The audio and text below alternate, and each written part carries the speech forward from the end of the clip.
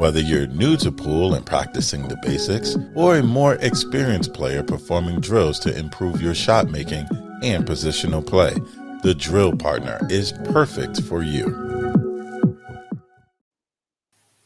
Miguel, how are you, sir? It's Friday. Everything's good.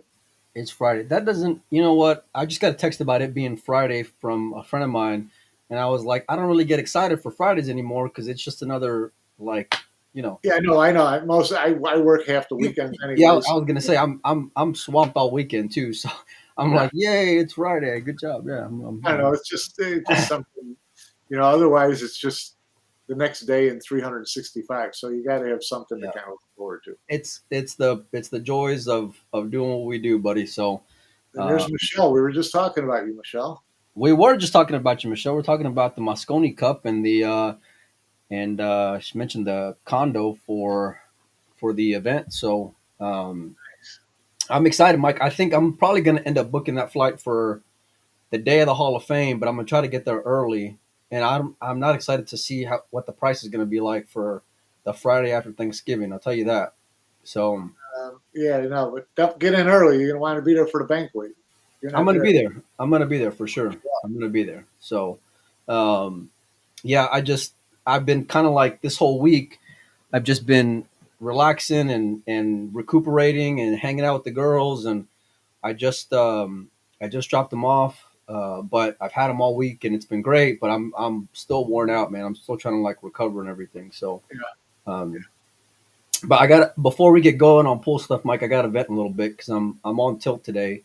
Oh Um, yeah, yeah. This evening, I got four girls. Right, my oldest, she's 14, and so the other day I was at Oscar and Desiree's getting. I was just about to get ready to go to the tournament, right, for the Lucasi stop, and she calls me and she's like, and I ain't talked to her in a couple weeks, right, and she's like, "Hey, Dad, when are you getting back?" And I said, "I'll be back on Sunday." And she said, "Okay." She said, "Well, good, because I want you to meet Abram." And I said, "Okay, I don't know who this is, but okay." And then we keep on talking, and I was like, she brought the kid's name up again, and I said, "Well, who is this name you keep on telling me? Like something's amiss here. The light bulb's not going off. You know what I mean?" You're trying too hard.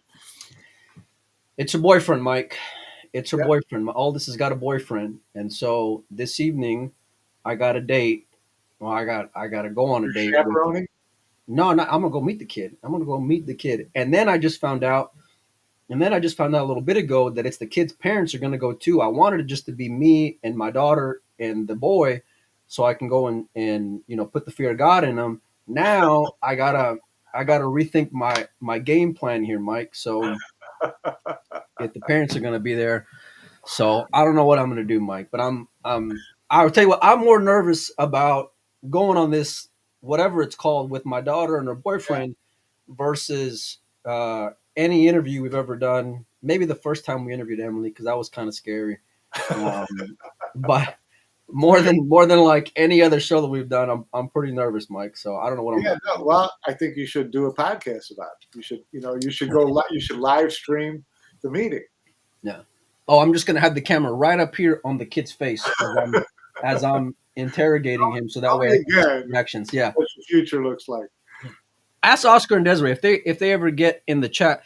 Look, they were because I had the phone on speaker, so they overheard like what she said and my reaction that whole time. It was not a good day. It was not a good start to the day.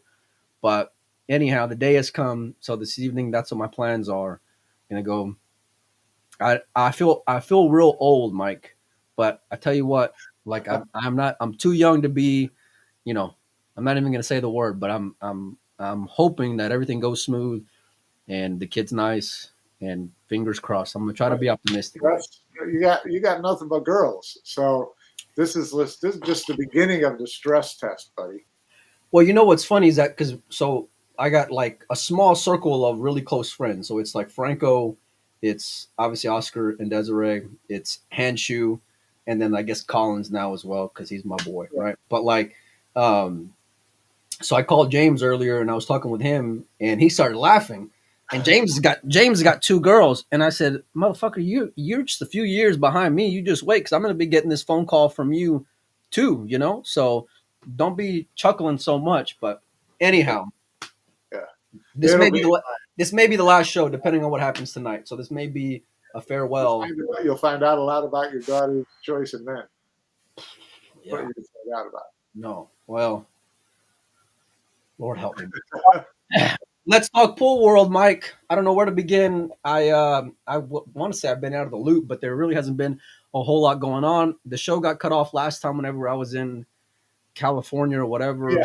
Either out of battery and Yeah, where do we leave off? I'm not sure, Mike, but I know you just did your show with Bears Digest Live. It was pretty great. You and the APA team out there always do a stellar job. Um, I saw an interview with Emily. Talk to me about how that went, and did she give you any nuggets or anything like that? What we talked about, we talked a lot about the Reyes Cup because it was right on. It was the morning after the Reyes Cup. We were both working on about 3 hours sleep, so we were both dragging our ass through that interview. But Mike came home. Mike came back to the room at 5 a.m. I think I told that story in the last show. Mike was on the town that evening. I can still do 5 a.m. Don't worry about it. I can't. So, but we talked a little bit about the future. Obviously, she seemed to confirm that it's going to be, 5 years likely in Manila, which is great. And I think, she said that they haven't determined yet who's going to play next year, whether it's going to be Winter Mosconi Cup or whether it's going to be Team USA. She's kind of leaning towards, she said, alternating years a little bit. The full interview will be up on Facebook in a day or so. But she, she's kind of leaning towards alternating because, start to build that event as its own thing. The Reyes Cup, it's always going to have age in it, no matter what. So I think that I would be really surprised if the U.S. isn't the opponent next year, and I think I personally think it's a good thing. So we talked a little bit about Josh, obviously, and she said, hold on, before we get into the Josh, I want to just touch base on the Manila thing. So I think it's a good thing, but I really want to. I really would love to see it in Vietnam, Mike. So I don't know if it's going to be. It's not going to be in Vietnam for a few years. So it's named after Reyes. Their big partner is Puyat. To start with, Manila's always been the center for pool in Southeast Asia. So we all know about the growing market that Hanoi is, and they will find ways to touch Hanoi as often as possible. But I don't think that when you build an event like Mosconi Cup, I don't think, or the Reyes Cup, I don't think you go throwing it around all over the world and expect every place to be, to help you keep growing that event. So you got to plant roots. I get that. Yeah. So I think that it's a good thing for them to set up in Manila for a few years. You want to try to build a crowd base there. If you go into Manila one year, you had your 1,500, and you go off someplace else for a year or two, and you come back to Manila, you're probably not going to get more than that 1,500 you had the last time. So I think, but who knows?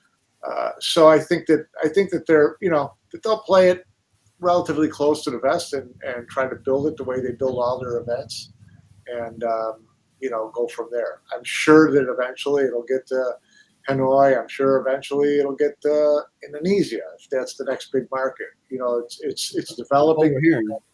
It's developing pool and developing a following in Southeast Asia. So it's no matter what they do, they're going to end up fine with this because it's a good event. It's a good format. And if Asia's going to be in it every year, then I think, to me, alternate years are who their opponent is, and let's build up some following that way too. Well, I think it just depends on how next month goes, or this month now, I guess, since we're in November. For me anyway, and I say that because I don't want to see a team who gets their ass whooped, 11-3 or whatever it is, 9-3, whatever this race is. Go out there and go up against Team Asia team who just beat the Europeans, 11-6 or whatever it was, So Well, Like I want. I say all the time with these events, with these two particular events, the scoreline isn't as important as the enthusiasm for the event, right? America got completely embarrassed last year. And this year, Emily said the event in Florida is going to be the biggest live event they've ever done. And that's including Alexander Palace, right? So, did the scoreline affect this year? But that's just the American fans are just a glutton for punishment, Mike, and we don't get anything like this. But like what's every 2 years? If you love pool and you're into it and you've got following, you love your Asian players, you love your U.S. players, you love your European, you're going to follow them no matter what. I mean, I'm a Bears fan. I know what this is all about. So, I just think that this event will be fine, even if it's the U.S. against them. And who knows what can happen if they play each other. So, I mean, look, the Americans may come out and dominate. I don't want to say dominate. They might beat the Europeans. I think that's more of a closer come to fruition option. But yeah, we'll see. I mean, I just want something that's going to be competitive. I want that rivalry. I think that my argument for bringing back the Europeans would be they're going to come back with a chip on their shoulder. They're going to come back more engaged in wanting to not be embarrassed and more importantly win. So could we get then more? If they won next year, would you pull the rug on the year after that? I mean, to me, now you're starting to run where you're going to go Europe, Europe, Europe, Europe, Europe. Yeah. Well, that's why I made the argument before. I thought, listen, if you can figure out a way to put Asia against the world, because I mean, listen, they're the top force. I mean, that last event just showed it, So like, if we got something where it's a different dynamic than what we've seen before, don't get me wrong. Like, look, it's great to have like a 5-man American team or a 5-man European team, but like, there's guys you can trim the fat with on both sides. So like if I just got both teams' premier players, right? Like 1 through 5 of just alphas, right? So like Shane and Federer, maybe Sky, or at least Shane and Federer, and then you bring in a Josh and a Jason, guys like that. That would be something that I could really, from a competitive standpoint and from an experience standpoint, and the fans would want to see it. It would be something completely different. But I guess it would. I don't know. I don't know if the U.S. fan base feels like it would be going over to watch the U.S. or the European fan base would feel like they're going over to watch the European if it's a mixed team. So I don't know if you kind of lose a little bit of that enthusiasm or there's some European fans I can't like be on the same team with neither. You know what I'm saying? So that's what I'm saying. So you kind of water it down a little bit. Yeah. I mean, look, we just call it truths for like 4 days, 5 days, whatever it is, and then afterwards we get back into the mudslinging. So, but you brought up Josh. Obviously, it was a big talking point in the Reyes Cup. I saw you asked Emily, which I don't know why you didn't have the balls to ask her during the press conference, Mike. But I'll let you off the hook there. Give me. We were forewarned on the press conference that it wouldn't go over well. No. But post event, it's fine. It's fair game. So, well, she just basically, she danced around I really don't think she knew what the answer was. So, do you think that she doesn't know what the answer is, or you feel like maybe I do believe that she had not talked to Josh since pulling the rug on Reyes. And that she had, and because I know that he had contacted her during the Reyes Cup, and she was like, just basically said, "Pump the brakes when this is over, and I get back to town. We'll talk." I'm guessing that he probably asked, "What's my situation like for Mosconi?" But we all know how 60 miles an hour they are from the jump in those events, right? Like they're just go go go, and so I'd imagine. There wasn't enough time to really have that conversation and give it the respect that it deserves. Yeah. Well, I mean, obviously Josh is going to be more concerned about the Mosconi Cup. It's a much bigger payday than the Reyes Cup was. So he wants to know where he's at, standing at. I just going to be interesting to see how much we will find out about how that conversation went between her and Josh, what it was about, how it went. Well, have you asked Josh? Josh is not responding to reach out text messages, and I'm not gonna, in certain instances I would pull the Pia move, but I'm not Well, doing that. she's like the go-to anyway if you want to get Yeah, but I'm back not going to do anyhow. that for this. Either he mans up and speaks up, or I'm not interested. So Well, Mike, I don't think he's going to say anything until Matchroom makes a statement. But in the meantime, well, it's an Jason interesting time Shaw's, to stay quiet now. I mean, you already Jason Shaw's hanging out there, not knowing what the hell he's doing. He's the captain of the team. He's got a pick to make. He may have 2 picks to make. He's got a team to put together. He doesn't even know. It's easy for him. It's easy, and it's easy because either you're going to get David and Fran, or you're getting Josh and you're getting Fran. That's it. That's really what it boils down to. He'd like to get the players talking. I think he'd like to talk to them. I think he'd like to feel like they're having conversations as a team, and they're not doing any of that now. They're all just kind of waiting around to see what happens. So, I don't know what. It's going to be an interesting situation. I don't think you can wait too much longer. I don't know when they're planning on doing the 5th wild card announcement. Yeah. 5th wild card announcement. They don't have to wait for the Josh thing for that, because the 5th wild card, if Josh, they kind of do, because they don't want to have to. If Josh gets pulled out, it goes to the next guy in line, right? Yeah. He's an automatic spot. Yeah. So it's either going to go to David or Fran, anyways.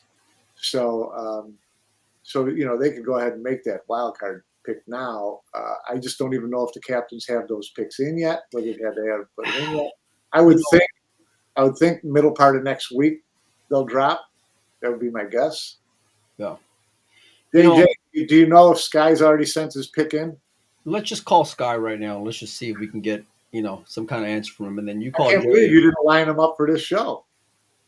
No, listen, you know me, Mike. I don't like doing a whole lot of stuff anyway. I don't like doing a whole lot of work leading into shows and stuff. It's not really my strong suit. No, I think knowing Sky and knowing and especially the Matchroom team, they know what we're going to be doing as these picks get announced. I'm sure we're going to get them on the show, and we'll ask some obvious questions and not so obvious questions, just depending on how the picks go. And they're usually pretty good sports about it, and I'm excited for that. I really wish the Josh situation would kind of figure itself out. I'm guessing that by now there probably is an answer. We just don't have it yet. You've got to assume that's me completely speculating here. Yeah, you have to assume that she's talked to him by now. Yeah. I just think, look, being radio silent now, it's kind of very much like the WPA approach. It's like you put your foot in your mouth time and time again. Don't go quiet now. Like, you can't get no worse than what it is. I think like all you can do is kind of go up if you're Josh. Josh is going to be at the International. So is there any message in that? It's going to be interesting to see him show up there, period. But, it's 3 days before Mosconi and it's in the same state. So would he go to the International if he wasn't in Mosconi? Probably, because it's a big enough tournament, good enough payday. So I'm just curious to see what it's going to be like whenever he's out in an event and how everyone's going to treat him. Because I would love to be there. There's some be there when he goes waltzing into the practice room. Yeah, there's some real pissed off players on the roster and in the locker room. And it don't matter what flag you're representing. And I was real surprised about that, because I thought they would really I don't want to say give him a pass, but be more somewhat understanding. But I feel like there's a lot more betrayal than what I thought there would be after all this stuff came out, just from talking. I think it was the second, reconsideration that he made that kind of pushed a couple people over the edge. But it's going to be really interesting, because the International is, it's the first meeting of the band and the not bands, right? They're all going to be there. Yeah. So it's going to be really interesting to see what the conversations are like. How people are treated. I don't expect someone like Dennis Grabe or someone like that to catch shit from anybody. But will people talk to him about, I think you're making a wrong decision? Will he talk to other people about why he's no? Will any of that be going on? Be kind of interesting. Well, I think, look, I don't know how to say this as PC as I can, because usually I'm real PC, right? I think when it comes to premier players, it's just different. There's a different expectation. There's a different standard. There's, and on top of the love-hate relationship, like we do want to see them. And these middle of the pack guys, fans kind of give them a pass because I think they're just indifferent about them, and now if they were to, go on a tear and go on a run and, start um, start threatening bigger events, that's deeper, then it'd be a different story, right? Because then their fan base would grow and all those things like that. But I think that's where the Josh gets held to a different standard. A guy like Albin is kind of on the cusp of that, because people kind of understood his response and he handled it better. But listen, this is what you get for being, a number one guy, and Josh is a number one guy, because I'm still a believer that if there was like a blind draft today, anybody in the world, you can pick anybody. You're taking Josh probably as your number one because he's that kind of threat in that environment, and so it'll be a loss if he's not there. I think from the American side, I was watching Federer's podcast the other day, and they mentioned, hey, we want Josh there, or maybe I'm misunderstood it, but it was like, we don't want it to be a watered down victory if the Americans do go in there. In other words, they want to have Josh there for the sake of beating them with their best players there. Yeah. And so I don't know how it's going to fold out, Mike, or anything like that. I would still guess, and I asked you a few times already, but I would still guess that we're not going to see him out there come November, but you never know, right? Yeah, no, you have no idea what the conversation is going to be like, So, yeah, I would love to have been a fly on that wall. Well, I reached out to Josh a while back. I've not followed up. Shockingly, I didn't get a response back, Mike. But you must be using the WPA marketing team for his. I mean, I'm on the no-fly zone with some of these guys. That's for yeah, sure. you are. You're like, you got your own band list. Yeah, well, it's like I don't know, man. It's such a funny like role that we play, like in the pool world, where it's like we ask questions, we try to maintain relationships, but like one side or the other is always gonna, bitch that we're too light on one side and the other side's gonna say we're too hard on them, and it's like there's no rhyme or reason. I don't know how you've done this for 40 years, Mike, but don't listen. Like, there's no balance here. And I just try to like jump in blindly and see what happens. But look, I love that pool's becoming more like a year-round conversation, and I also love the fact that some of these guys, at least publicly, aren't getting a pass or looking the other way, and they are getting called out on their bullshit one way or the other, whether it's Matchroom or it's a WPA or it's filler or it's whoever, because just like the sport needs the players, the sport needs the fans too, Yeah. And so, and with social media, I mean, it's the way of the world these days. So, but I'll ask you once again, Mike, after everything over the last week and talking with everyone and talking with players, talking with Jason, do you think Josh is going to be out there? I could say yes or no, and it wouldn't be based on anything that I think is even remotely concrete. Would just completely be gut feeling. Yeah. But I'm thinking no. I'm with you there. I'm thinking no too. So, but we shall see. I hope that I'm wrong though, because like I don't. I'd love to see Josh there. I mean, it makes for a more entertaining event, more, but I am also, would like to see him, make his decision on what he's going to do moving forward and stick to it. I think a lot of these guys are playing both sides. Oh, he's middling for sure. They're all playing both sides to the middle. And trying to buy more time and do all this kind of stuff, and they've got their obligations, and I get all that, but Josh is a little bit different, and I think that you get the impression that he thinks he's bigger than the sport, in terms of no one can live without me, so I'll do whatever I want to do, right? and he's never said that, and it's it's a little bit harsh to kind of make that statement, but you kind of get that impression a little bit, and I wish that wasn't the case with him. Well, you gotta I think it's fair to get there, without having heard that directly. I mean, his actions kind of are in line with that, and I don't think it's too far of a reach. Um, and I've heard rumors or whatever, over the last, 18 months as far as his thoughts on it. Like I've said this multiple times in the show. Personally, I like Josh when it comes to choices he makes and people's opinions on it. It's fair game. But I'm with you in terms of I don't even. It sucks that he has to make a decision first of all. But Yeah, of course. if he does have to make a decision, just quit dicking around and make it, and then you just kind of it becomes a non-talking point as it stands. I Right. think the other day I forgot who I was with. I was in Hanoi and I was talking with a couple European guys. One of them being a guy who was in Mosconi contention, and I said, and this is before the Josh news came out. I said if I was them, you know, I would ban both of them. And it was really geared towards Albin and Josh at the time, but it was just because of sending a message and just kind of saving face for the sake of the rest of the guys in the locker room.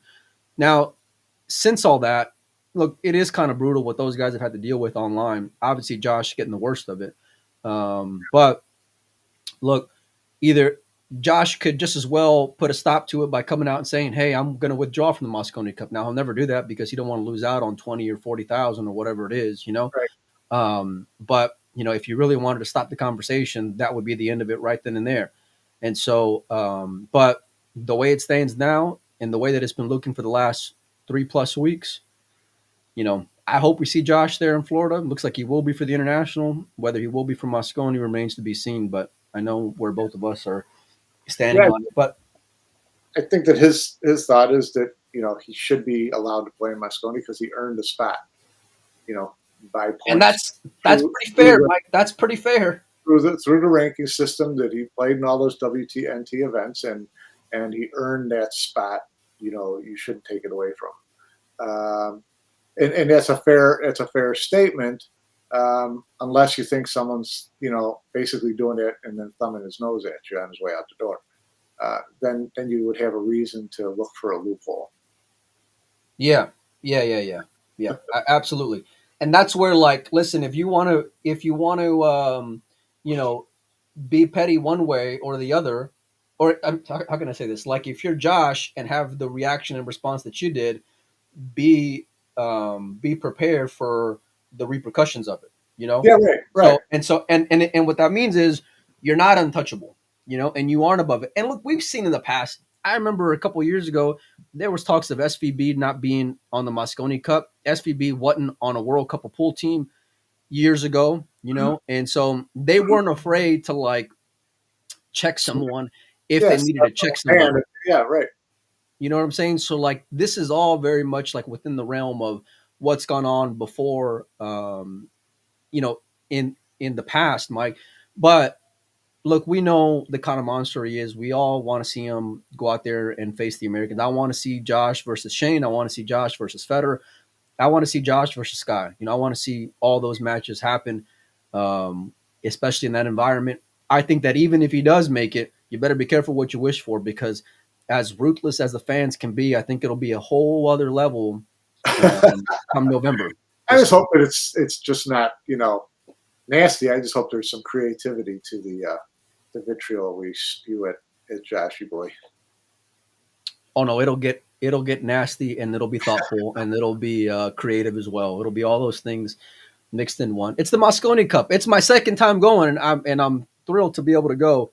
I can't, now I probably intend on going most years, but we look forward to it every year, Mike. And despite the lopsided scoreline, I think it's going to be a great event. There was some talk from Franco and some others about the 5th pick, and I know you brought that up earlier. When do you think it'll come out, Mike?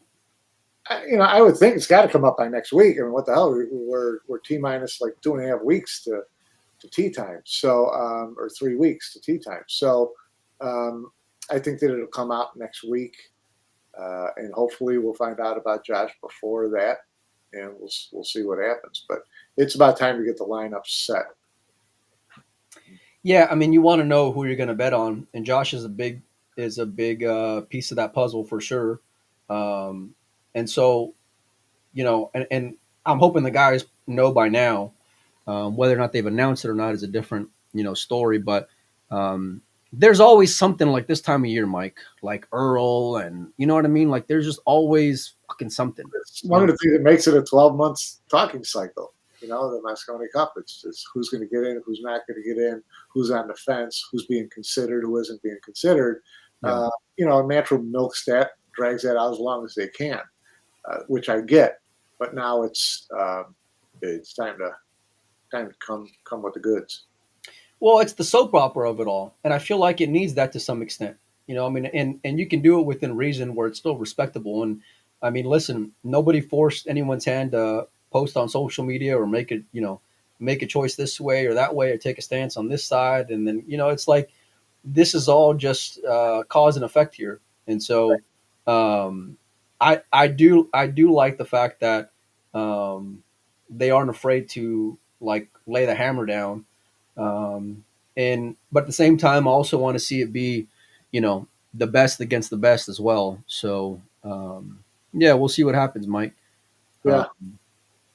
What uh, how else did the show go for you this past week, and what were some other points that you It guys? was good. I mean, it was just a lot of fun. There was a lot of Reyes Cup follow up. We talked a lot about Billy versus Oscar, the metrics on that, which clearly shows, Oscar having performed better, competitively during the year. I mean, and really, I think the most surprising thing was looking at the list of people that Oscar has taken down during the past year in these tournaments, that are regional tournaments or the big Natural Open tournaments. I mean, pretty much everyone on Team USA. I mean, on Team Europe. He's taken down Jason. He's taken down Josh. He's taken down Fran. So Billy didn't really have any really big marquee wins, but he didn't play as much either. I think Oscar played, well more than twice as many events. Or no, about twice as many. It was like 20 to 11 or something like that, events during the course of the year. So, my argument on that is that that's why they call it a wild card. Listen, the metrics and who you beat and the number of points you got and all that is great if you're fighting for the 1, 2, 3 spot. Once you don't get the 1, 2, 3 spot, all that goes out the window, and then it's gone. No, I don't think that doesn't make any sense, because then it doesn't go out the window, but it doesn't assure you that spot, right? It allows the captain to use some flexibility and some gut feeling and things like that. Well, that is what the wild card is intended for sure. Yeah, absolutely. So that's what opens the door. Yeah, no, I mean, look, I think that you can't argue either one of those things. I don't think you can argue quality of wins, the amount of events that one's played versus the other. At the same time, that is the spirit of the wild card, because unless you make it in under that threshold, then that's just how it's going to be, and that's how it's been. Earl didn't make it in by any marquee wins. No, that's for sure. That is absolutely sure. And I mean, that's where like the exhibition part of it all, comes into play. Can you still hear me, Mike? Yeah. Hold on a second. Mike just got a damn phone call. Put my phone on airplane mode. Again, I died doing it myself last time. You did pretty good last time. You were telling jokes, and we just got to have some material. You got to have some material on standby, Mike. That's just all. Be here all week. Try to fish. Yeah. No, I think that Billy winning the bowl is big, because it bumped him up when it comes to points. It bumped him up when it comes to just where you're at today, right at this part of the year, and how you play in October matters. We've seen that every year, and so we saw years past where like Wolford was doing good in the first 4 months of the year, and then kind of disappeared, and so on. And it's like that every year. It's Mosconi Cup talk. I think that it's never going to be an easy selection, no matter who you are. and we've talked to captains in years past. We've talked to Jeremy before. We've talked to Laley before. We've talked to all kinds of guys, and they never enjoy that fifth pick. It seems like anyway. And so I hope that we get that in the next couple of days. I doubt it will be over the weekend, but yeah, we'll see. We'll see how it goes. But on in terms of what you were mentioning before, I do think that the quality of wins are talking points for the wild card spot. Because unless you just flat make it in on points, then it's like you don't need an argument because your argument was where you are in standings, right? But like when you think about the fourth and fifth guys, that's where you start like really pulling back the layers and dissecting certain things, And Right. so, and I think that quality of wins are a part of it, And so, um, it's always going to be a tense time this time of year.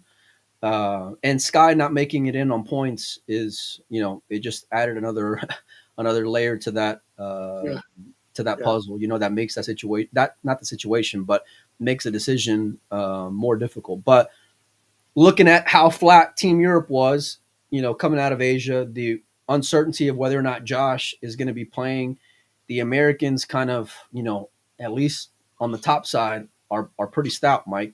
Yeah, Um, they are on the top half for sure. I'm still kind of on the fence on whether I think Europe getting their hats handed them to them in Manila, you know, helps Team USA or hurts Team USA. I think that, we both saw Kachi play terrible. We both saw Fran play terrible. I guarantee that the time between Reyes Cup and Mosconi Cup, those two guys are going to put a lot more focus on not playing the same way in Orlando, right? So they're going to come better prepared. By the same token, Team USA now can see what Europe looks like when they're vulnerable. And they were vulnerable in Manila. They didn't play well, and they realized that well, no matter how many times they won the Mosconi Cup, when you're not playing well and things are going a little sideways, it's not a flip that you can just switch and all of a sudden you're back to Fran, the world yeah, champion. but the Americans don't put fear on Team Europe like the Asians do, And really, that was Team Asia putting fear and getting respect with their fourth and fifth guy, But that was also with the Europeans knowing that, oh shit, we haven't even faced 1, 2, and 3 yet, And I think that's where that dynamic like is a little different.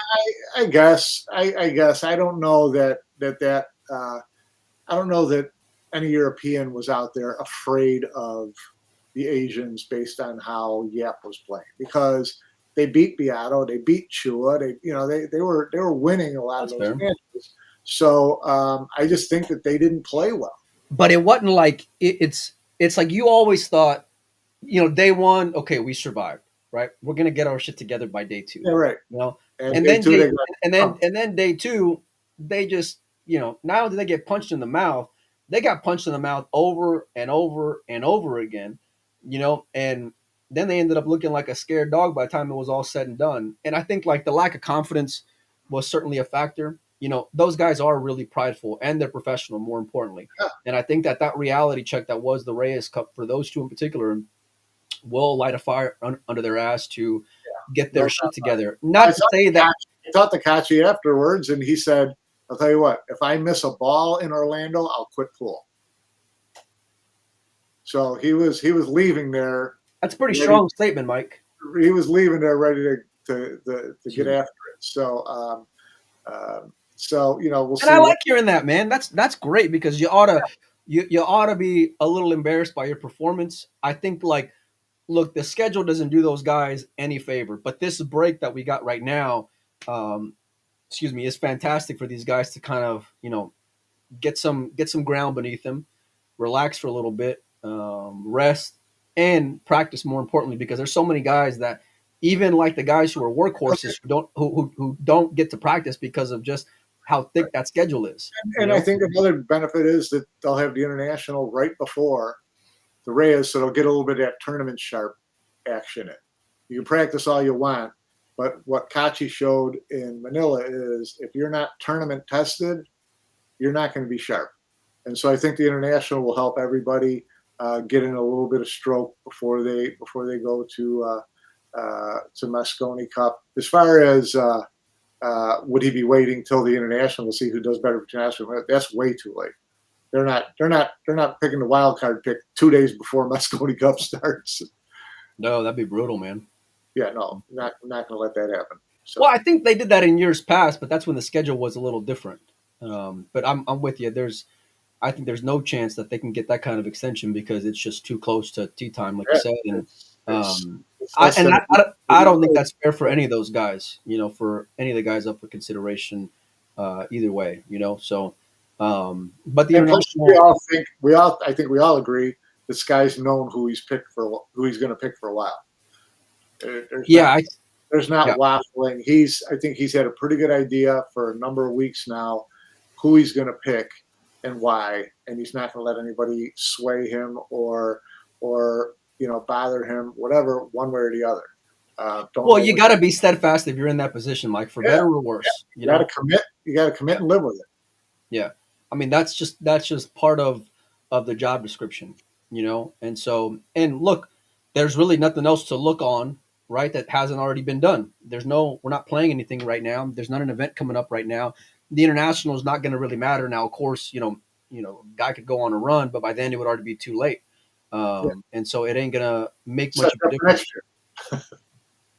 Yeah, but the international always becomes like that afterthought in the schedule where it's like, oh yeah, that's why he's in that spot because he won the international. But like by March, we always forget. Like, it got Yep into the Reyes Cup, and he did pretty well. Well, yeah, but you weren't thinking he was going to do pretty well leading into the Reyes Cup. It was a year ago, and it was the last time he played well. No, but that, you know what? Like, this is where I love the Cinderella part of some of these stories, right? And the merit earned, base part of the formula as well, because it's like you got these guys who are probably like deer in headlights, but who just give me a chance. And he got he earned the chance, right? He earned the right. Yeah. And then even with all the question marks, he stood about as tall as we've ever seen him stand before in an event. And so I love that part of it as well, Mike. It was great. He talked about it later. He talked about how that final match against Fran, and particularly that final rack, he played in a way that he hadn't played in years and many times in his life, which he said was basically, what guys refer to as dead stroke or where all you see are the balls. You don't hear the crowd. You don't see the opponent. You're not thinking about everything's just in front of you, and you're just playing, and the rest of the world is just blank. I believe him. I believe him, Mike, because he looked like that. He looked like that. You know what it reminded me of? And I told my buddy from QTech this during Hanoi, and I want to say it was maybe like I forgot what match it was, but it was talking about Chua, and it was like it was already in single. But I said the same thing. I said he was saying the right things, like this is my time. And being like a quiet, confident guy that he is. But like I believed him because he had that look, and he didn't rattle while he was sitting there. He didn't rattle at the table. He didn't he wasn't doing this number here. He was just steady, a steady fucking killer. Yep, looked like he was the only guy in the room, just playing like there was nobody else there, nobody watching him, no opponent. He was just playing. It was just him and the table, and he was just hitting balls, and it was a cool thing to see. Yeah, and the great part is like no one can ever take that away from that kid now. No. Like he's always you had that stellar moment in a big event like that, and he's got the video to prove it. Yeah, good for him. Yeah, for sure. So, Mike, what's on the what's looking forward for you, and how are the next few weeks going to be for you? Just gearing up for the international and gearing up for Mosconi. Going to go to the international for a couple days. Getting the Hall of Fame banquet all dialed in. Just waiting for these matchroom announcements that are going to, just spawn more shows, right? So there'll be a lot of conversation once these announcements happen. So there'll be a lot going on between now and Mosconi Cup. And everybody will be, all this stuff will come out before the international. So, all the players are going to be buzzing at the international. Yeah, no, for sure. And I love, and we'll jump into that event coming up, but I love the way that it's heading, especially it being in Florida and Yeah, the events that are being had out there, which is awesome as well. I love them bringing in an amateur event alongside it because I think that is a good pairing and a good formula for. It reminds me of like the CSI events because I think that's always great whenever yeah, you have amateur players around. Um, yeah. No, I I, thought I talked to Pat, and he said, the fields are just the amount of buzz and response and activity he's getting down in Florida with the marketing of the event and with the local amateur players all dialing in. It's going to be a really great event. I love the Bigfoot. I love One Pocket. I can appreciate straight pool about once or twice a year, and we're going to get that out there. Right? And then, of course, all the players that are going to be out there, and the WNT event that's going to be had as well. Yeah, I for sure I'm not going to the international, but I will be there for the Hall of Fame. And so I'm excited to see that one guy no one's ever heard of. I think they call him Shane. Get introduced into or get inaugurated into the Hall of Fame, and then my man over here to my left be part of the Hall of Fame, which is very fitting. And I'm excited for that as well. So just a couple of housekeeping things. So I got to announce the winner of the 75,000 follower giveaway. So we got two winners that we're going to announce, and it'll be on Monday. So or Tuesday actually. I think the cutoff is Sunday, and then I'll get the winners on Monday, and then I'll announce them on Tuesday. So be on the lookout for that. It's free to enter in if you haven't already. It's on the pin post on Windows Open. You guys can check it out on there. So we'll be giving away a Lucasi Pro Line Q along with a infused shaft and then a Purex brake Q, about $2,000 worth of stuff that we're giving away, which is pretty cool. Nice. And it's free to enter no matter where you are in the world. You can enter in. So go sign up for that if you haven't already. You only got a couple more days. And then I got this thing right here. I picked up a lot of souvenirs on the way. And so I got a big part of the final 16 and some Marboy players when we were out there at the Marboys camp. A lot of big names on here, including Shane and Fran and Sky right there in the middle, and a bunch of others. So I'll be figuring out a way to give this bad boy away, and we'll ship it to you guys as well, just for following the page and supporting the show. Along with that, big appreciation and shout out to all the sponsors who have helped out for the last 2 months. You see their logos floating around. Some of them are regular. Some of them are, what do you call it? Were throughout the last couple months. So much appreciation there. I think we're brewing up some more stuff to give away as well. So massive shout out to everyone. Mike, I'm going to take the weekend off. You're not going to international, are you? As of right now, no, but you never know, because here's the thing. I was out there in Sacramento, right? And then I get told about this Mint Billiards thing in Wyoming with the Salado guys, right? And I hadn't been home in 5 weeks, right? So my buddy Nick Barron, who you know very well, big supporter of me and the page and the man behind Brunswick and Lucasi and Cuban Case, he mentions this thing to me, the event coming up this upcoming weekend. And I was like, man, I ain't even been home yet. I don't even want to talk about, leaving again. Long story short, I'm going to be out there, but it didn't happen until a couple days ago that I made that decision. And so who knows? I may end up going to the international. As of right now, it's a hard no. It's a very hard no, but you never know. So, gosh. Yeah, no kidding, right? They can call me Molina Filler over here. We'll have more shows as more news comes up. I'll be watching the One Pocket this weekend at Expo. Go show them some love with John Moore taking on Danny Smith, Kyle and Railyard. They do a great job. So go support them. I think it's like $20 to go and sweat it. So anyhow, sending notes every hour on the hour to everybody at Matchroom to find out when news is going to drop. So we'll for sure. Here's my thing, Mike. If I get any kind of trouble tonight because of this meeting with my daughter's boyfriend, you just make sure and keep that candle lit and put some fire under their ass and, ask those tough questions, buddy. So anyhow, thanks everybody. I'm pretty sure you'll be back tomorrow. Yeah. Oh, Stephen Fair asked, do we have any specials for Brunswick cloth? I have, Championship Cloth is one of our sponsors of the show. So and they're a great guy. Mike, you know him very, very well in that team. So anyhow, don't be afraid to reach out we can certainly help you out. But anyhow, I'm gonna go at the gym, and then I gotta go meet this daughter's boyfriend. You're going to the gym before you meet the daughter's boyfriend. Michael. That's a little too much machismo for me, man. No, man, I'm gonna. It's 14 years old. What are you, I flex? know, Mike, but man, you ever seen Bad Boys, Mike? Bad Boys 2, when they meet the kid's daughter, Reggie. That's the kind of impression I want to make on this kid tonight. So, if you see a number and I need some bail money, just pick up the phone, okay?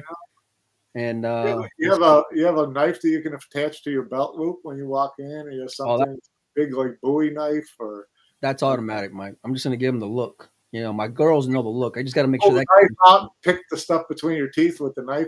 Yeah. Oh, I like that. Right, just kind of like knife. Yeah. Okay. Thanks for the tip, Uncle Mike. Okay. So anyhow, you guys enjoy the rest of your weekend.